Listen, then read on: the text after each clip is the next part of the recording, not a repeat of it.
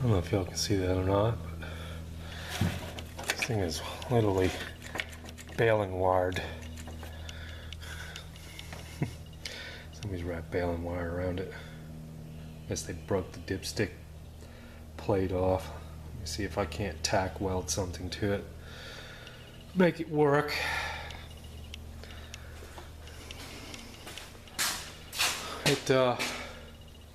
It's pretty much done. I've got the shifter in it. See how that looks. Console.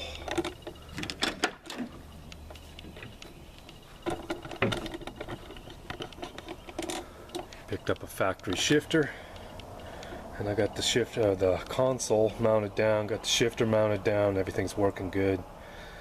It took a few times getting the cable to adjust right. I had to make a shift lever for it, and it wasn't throwing far enough, so I had to bring my hole for the lever up closer to the pivot where the lever bolts onto the transmission, and that seemed to solve the problem that I was having.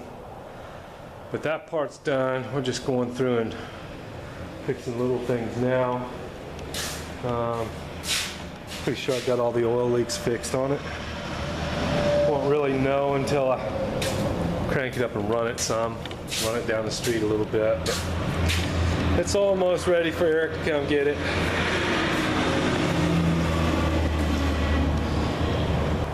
Alright guys, that's what I'm doing today.